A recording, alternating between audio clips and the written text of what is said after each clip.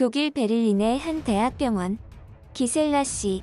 현재로서는 명확한 원인과 치료 방법이 없습니다. 유감입니다. 독일의 수도 베를린의 한 대학병원에서는 젊은 독일 여성이 의사와 심각한 대화를 주고받습니다. 언뜻 불치병에 걸린 듯한 독일 여성은 치료를 위해 안간힘을 써보지만 소용이 없었다고 하는데요.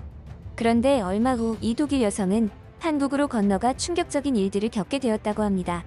도대체 그녀에게는 무슨 사연이 있었던 것일까요? 안녕하세요. 저는 독일 베를린에서 공학계 대학 교수로 근무 중인 기셀라라고 합니다.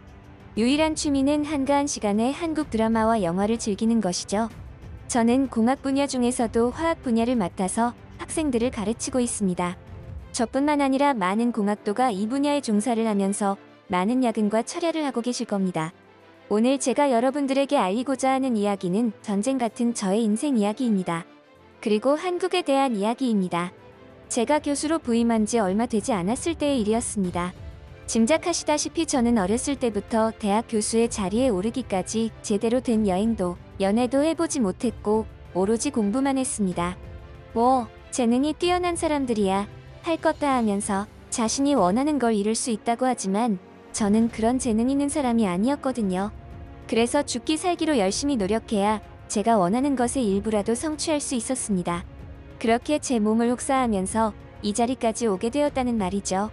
그런 저에게 악마의 저주와 같은 일이 벌어진 것은 얼마 지나지 않았을 때입니다. 교수직을 맡고 그 어느 때보다 열정적인 하루하루를 살아가고 있었죠.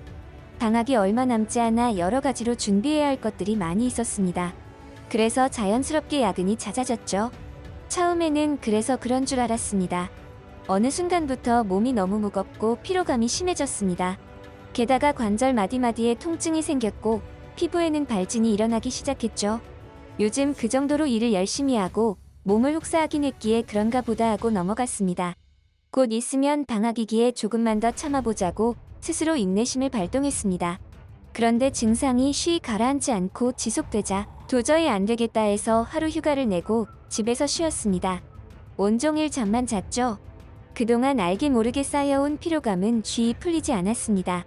그리고 다음날 출근을 위해 기상을 한 저는 학교가 아닌 병원으로 출근을 할 수밖에 없었죠. 그렇게 오랜 시간 잠을 자고 또 잤는데 피로감은 그대로고 피부 발진이며 관절통은 더 심해졌더라고요. 그래서 학교 측에 이야기하고 독일 베를린에 있는 대학병원을 찾았습니다. 그리고 그곳에서 제 인생이 완전히 무너져 내릴 만큼의 충격적인 말을 듣게 되었습니다. 기셀라 씨, 환자분의 증상과 검사 결과로 미루어 봤을 때 루푸스라는 질병으로 진단됩니다. 루푸스요? 그게 무슨 병이죠? 루푸스는 면역계 질환으로 면역계가 자신의 조직을 공격하는 질병이라고 생각을 해주시면 될 것 같습니다. 이건 면역계에서 착각이 이루어져 건강한 조직을 잘못 인식하여 공격하기 때문에 환자분 입장에서는 다양한 증상들이 나타납니다. 그럼 치료하면 되잖아요. 수술이라든지 약물 치료도 괜찮아요. 기셀라 씨, 현재로서는 루푸스병에 대한 명확한 원인과 치료 방법이 없습니다. 유감입니다. 저는 하늘이 무너져 내리는 것만 같았습니다. 의사는 저에게 다양한 경우의 수를 이야기해 주었습니다. 그 중에는 저의 목숨까지도 위험할 수 있는 상황도 있었죠. 루푸스 증세가 심각한 중증으로 이어진다면 신장이나 중추신경계 또는 혈액 응고 및 심장질환과 같은 합병증으로 인해 사망에 이를 수도 있다는 말이었습니다. 제가 그렇게 원하던 대학 교수직을 맡은 지 얼마 되지도 않았는데 아직 해보지 못한 것들이 너무 많은데 죽음을 걱정하기에는 너무 젊었고 하고 싶은 것도 많았습니다. 엄청 열심히 살아왔는데 왜 나에게 이런 일이 생긴 거지? 제대로 된 연애 한번 못 해보고 외국으로 여행 한번 해보지 못했어. 이대로 죽는다면 억울해서 하늘로 올라가지도 못할 거야. 이날부터 저는 루푸스병에 대한 정보들을 논문을 작성하듯 알아보기 시작했습니다. 희귀 질병답게 완벽하게 치료하는 것은 사실상 불가능에 가깝다는 사실을 알게 되었죠. 일단 많은 경험자에 따르면 식습관의 개선이 증상을 완화하는 데 도움이 되었다는 것을 알았습니다. 그리고 저는 바로 실천으로 옮겼습니다. 주로 채식 위주의 식단이었는데 처음에는 아주 힘들었습니다.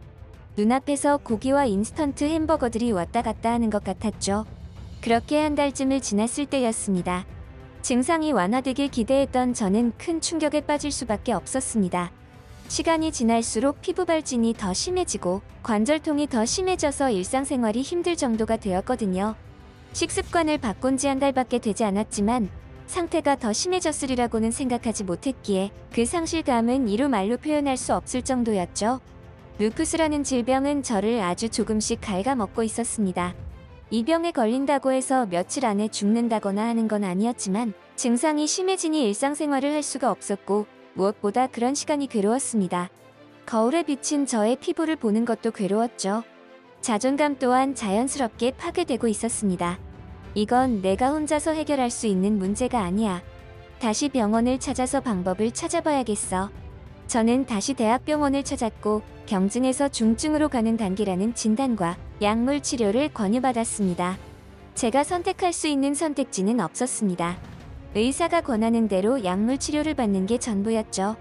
그렇게 저는 루푸스 치료를 위한 약물 요법을 시작했습니다. 이때만 해도 저에게 그런 상황이 닥칠 줄은 꿈에도 몰랐죠. 약물 치료를 하는 동안에는 증상이 천천히 진행되는 것 같았습니다.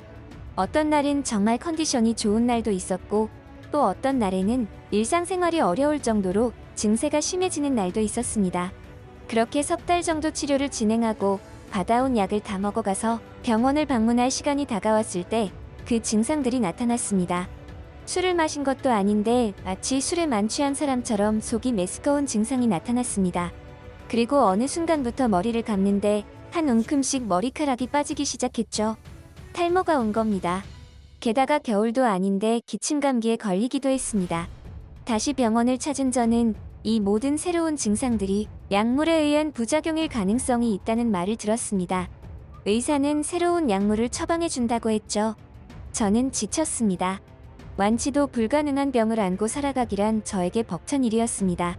하루하루가 너무나 괴로웠습니다. 그러다가 심각한 우울증과 심리적 불안 증세까지 생겼죠. 최악이었습니다. 문득 이렇게 살다가 합병증이 생겨서 갑자기 돌연사라도 하게 되면 내 인생은 뭐가 남게 되는 걸까? 라는 생각을 하게 되었죠. 생각만 해도 정말 처참했습니다. 그런 처참한 생각이 들자 저는 어이없게도 한국이라는 나라가 떠올랐습니다. 저의 유일한 취미였던 한국 드라마와 영화를 보면서 언제고 한 번쯤은 꼭 저곳을 들려서 직접 보고 싶다고 생각했었던 탓입니다. 어울리지 않는 상황에 어울리지 않는 생각인 걸 잘 알고 있었습니다. 하지만 저는 무언가에 홀린 듯 한국행 비행기를 예매했고 한국으로 훌쩍 떠나버렸습니다. 아주 즉흥적인 여행이었습니다. 어쩌면 제 인생 마지막 여행이 될지도 모른다는 생각이었죠. 이 여행이 제 인생에 그러한 결과를 초래할지는 상상도 못했습니다. 한국에서의 여행은 너무나 즐거웠습니다. 한국 전통의 음식들도 다양하고 맛있었지만 그뿐 아니라 세계 각지의 음식들을 모두 맛볼 수 있는 곳이 바로 한국이었습니다.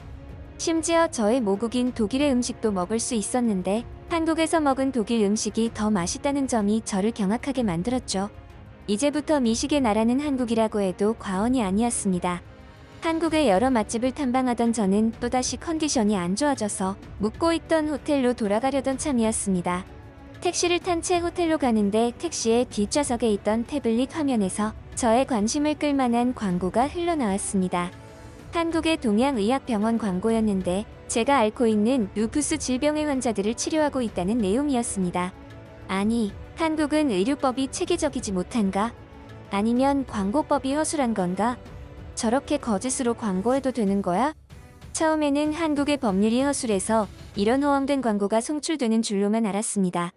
호텔에 도착한 저는 택시에서 본 광고가 계속 생각나서 결국 정보를 검색해봤고 광고를 송출하는 병원들 중에서 한 곳에 연락하여 진료를 예약해버렸습니다. 즉흥적인 여행이어서 그런지 여행지인 한국에서의 이런 행동들도 평소에 저 같으면 하지 않았을 즉흥적인 행동들의 향연이었습니다. 이상하고 생소했지만 나쁘지만은 않은 그런 기분이었죠. 만에 하나라도 그 병원이 실제로 루푸스 병을 잘 치료하는 병원이라면 저에게 나쁠 게 없다고 생각했습니다. 처음 방문한 한방병원의 외형은 생각보다 현대적이었습니다. 이곳에서는 환자에게 침술, 한약, 부항 등등과 같은 한방 치료를 제공하는 병원이었습니다. 우리가 흔히 알고 있는 서양의 양악과는 거리가 있었습니다. 반신반의한 심정으로 한의학 선생님과 상담했고 한방 치료를 받게 되었습니다. 먼저 기본적으로 약초를 이용할 예정입니다. 환자분의 면역을 조절하고 항염증, 항산화 역할을 위해 필요합니다. 식단도 될 수 있으면 저희가 알려드리는 식단으로 조절하시면 좋습니다. 환자분 신체에서 발생하는 염증을 줄이기 위한 것이죠. 그리고 지속해서 우리 병원을 방문하셔서 뜸과 부항 치료를 하십시오. 혈류를 개선하고 염증을 감소하며 환자분 신체의 자연 치유를 지원하는 것을 목표로 하는 치료입니다. 처음 와보는 한방병원이었지만 왠지 모르게 신뢰가 느껴졌습니다. 의사 선생님이 자세하게 설명해 주어서 그런 것일지도 몰랐죠. 믿져야 본전이라고 생각한 저는 이곳에서 진료받게 되었습니다. 그리고 저는 예전만큼 자주는 아니지만 정기적으로 한국을 방문하여 진료받고 있습니다. 완치까지는 아니었지만 거의 일상생활에 문제가 없을 정도로 상태가 호전되었습니다. 무엇보다 약물로 인한 부작용들을 겪지 않아도 되었기에 정말 살맛이 났죠. 그 정도만 해도 충분히 저에게는 행복이었는데 점점 몸이 좋아지는 게 느껴지니까 신기하고 감사했습니다. 그래서 병원을 방문할 때마다 고마운 마음에 늘 음료수를 가지고 갑니다. 별것 아니지만 선생님도 뿌듯해하며 좋아하시더라고요. 여러분들 중에서도 해결하기 어려운 상황에 맞닥뜨린 사람이 있다면 혼자 고민하지 마세요. 주변에 도움을 청하고 전문가를 찾으세요. 그리고 절대 포기하지 마세요. 그럼 반드시 길은 열리게 될 테니까요. 지금까지 한국의 특별하고 감동적인 소식을 전하는 월드맵튜브였습니다.